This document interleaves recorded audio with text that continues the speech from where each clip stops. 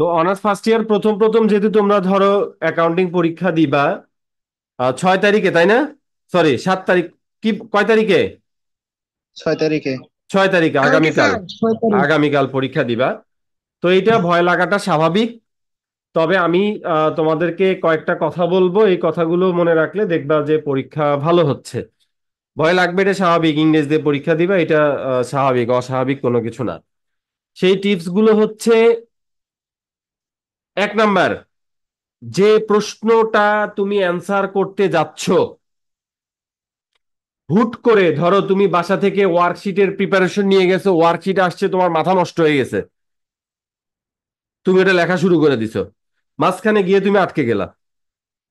অথবা ধরো cash receipt journal, cash payment journal তুমি পারো, আসছে, প্রশ্ন না দেখে সকটকে কে মনে করো যে একদম লাফালাফি শুরু করে অঙ্ক করা শুরু করে দিছো, মাঝখানে গিয়ে তুমি আটকে গেলা।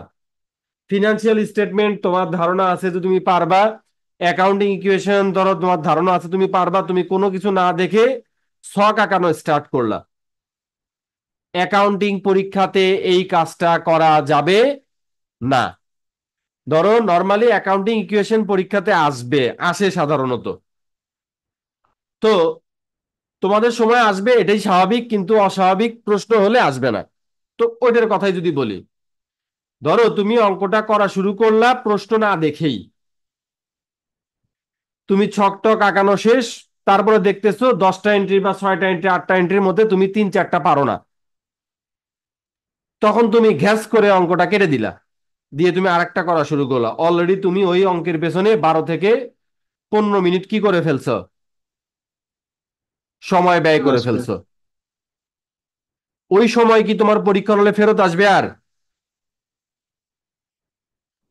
কথা জি বলো। না স্যার। ওই জি না সময় স্যার। কিন্তু পরীক্ষার হলে কোনোভাবেই আর ফিরে আনা পসিবল না। তো তুমি যে, যখন তুমি অ্যান্সার করা শুরু করবা কোনো একটা অঙ্কের, তুমি আগে দেখে নিবা ওই প্রশ্নের উত্তর তুমি 100% পারো কি না। কথা কি বোঝা গেছে? জি সবার স্যার। প্রথম কি করতে হবে বলো, আমার সাথে সাথে বলো, যে প্রশ্ন ভালোভাবে না পড়ে কোনো অ্যান্সার করা যাবে না। না। এটা হচ্ছে 1 নাম্বার সাজেশন। 2 নাম্বার সাজেশন, তুমি যাই করো না কেন, তোমার সময় সর্বোচ্চ 28 মিনিট একটা অঙ্ক করার জন্য, সি পার্টের।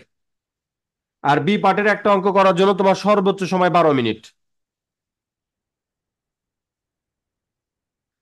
আবার একটা অঙ্ক ধরো তুমি পারছো না, তুমি ওইটা ভাবতে ভাবতে কি হবে কি হবে, মনে করো ওই অঙ্ক নিয়ে তুমি গবেষণা শুরু করে ফেলছো, 40 মিনিট 50 মিনিট টাইম ওয়েস্ট হয়ে গেছে। এই কাজটাও করা যাবে না। পরীক্ষার মধ্যে কোনো গবেষণা চালানো যাবে না। একটা অঙ্ক আটকায় গেছো, ওইটা করার জন্য খাতায় জায়গা রেখে তুমি আরেকটা প্রশ্ন ভালোভাবে দেখে শুনে তারপরে তুমি ওটা কি করো, স্টার্ট করবা। করবো স্যার। আমার কথা কি বুঝতে পারছো? জি স্যার। জি স্যার। ঠিক আছে, যে তোমাকে দেখে শুনে তারপর তোমাকে এটা কি করতে হবে, অ্যান্সার করতে হবে। অ্যান্সার করতে হবে। তারপর এই দুইটা মানে মাস্ট, এটা ফলো করবা, এই রুলস। আরেকটা প্রশ্ন তোমরা করে থাকো যে স্যার বা ভাইয়া, আমরা খাতা ল্যান্ডস্কেপ করে করতে পারবো কিনা। ল্যান্ডস্কেপ মানে বুঝো তো? জি ইয়েস স্যার, আরো মার্কিন করে। স্যার, আমি হারাহারি করা। ওয়েট, হুম। হোয়াইট বোর্ড কই?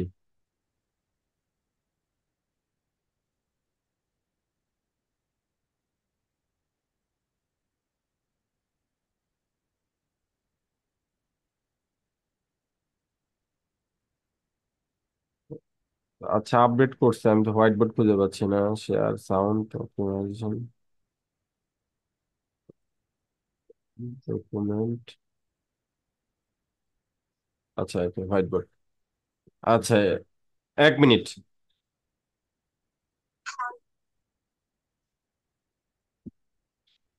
আচ্ছা, দেখতে পাচ্ছ, এই যে এটাকে বলা হয় প্রশ্নের পোর্ট্রেট মোড। কি মোড? মানে খাতার পোর্ট্রেট মোড। আর এটা হচ্ছে কি, ল্যান্ডস্কেপ। কথা কি বুঝতে পারছো? স্যার এখানে তো আসে নাই তো। তোমাদের এখানে আসেনি? ও আচ্ছা, শেয়ার দেয়নি। জি না আসেনি। দেখতে পাচ্ছ না? হোয়াইট বোর্ড স্যার প্রসেসিং চলে আসছে মানে অর্ধেক হয়েছে। হোয়াইট বোর্ড কি দেখা যাচ্ছে? জি না স্যার আসেনি।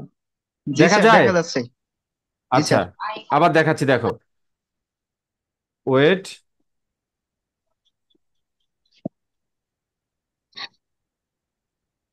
আচ্ছা, এই যে এটা হচ্ছে খাতার কি মোড? পোর্ট্রেট। জি স্যার। আর এটা হচ্ছে জি স্যার। ল্যান্ডস্কেপ। ল্যান্ডস্কেপ।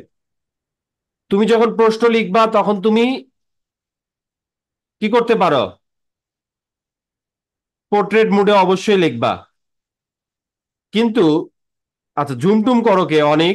এরকম করতেছো কেন? তুমি হাত দিয়ে নাড়াচাড়া করতেছো কেন?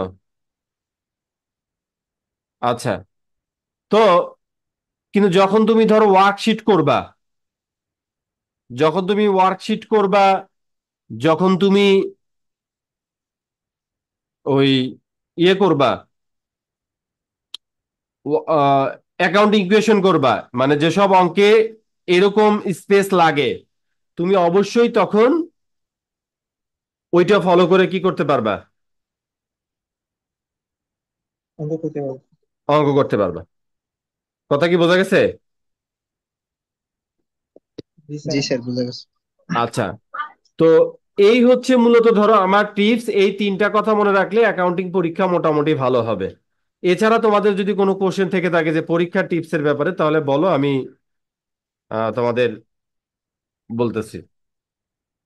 আচ্ছা স্যার, পেপারে কি মার্জিন করুম? ইসে এমনি আচ্ছা। আগে আগে কি পরীক্ষার আচ্ছা, প্রথমে কি মার্জিন হ্যাঁ করুম? হ্যাঁ, আমার কথা দেখুন। শোনো। যখন জি তুমি স্যার। থিওরি লিখবা, জি স্যার। যখন তুমি থিওরি লিখবা তখন তুমি অবশ্যই মার্জিন করবা। আবার জি স্যার। বসে থাকার দরকার নাই। পরীক্ষার হলে ধরো, পরীক্ষার হলে ধরো এটা তোমার খাতা, এটা তোমার খাতা, ঠিক আছে?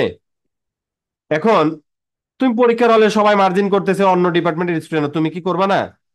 তুমিও মার্জিন করবা। এই যে এইখানে, এখানে,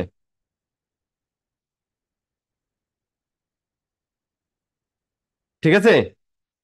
তুমি একদম সামান্য জায়গা রেখে এখানে একটা দাগ দিবা, এখানে একটা দাগ দিবা।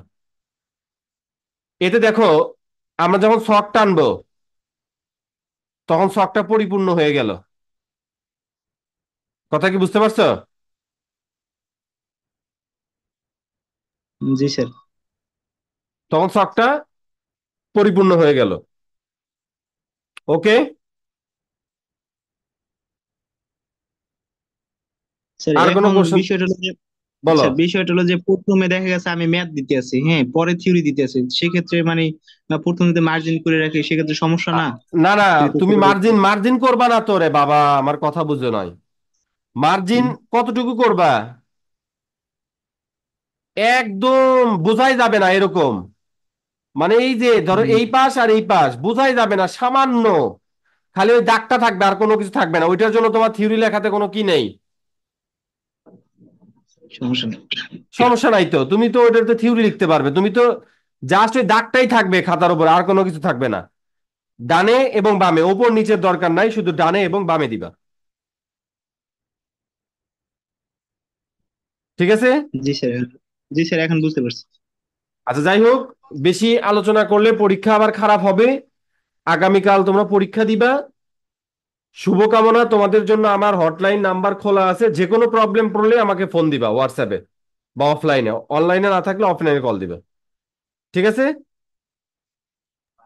জি স্যার। প্রিপারেশন নাও। আল্লাহ হাফেজ। স্যার অর্ধেক অর্ধেক অঙ্ক করলে তো নাম্বার দিব না? আহ, অর্ধেক অঙ্ক হলে নাম্বার দিবে কিনা এটা টিচারের উপর ডিপেন্ড করে। তবে দেয়।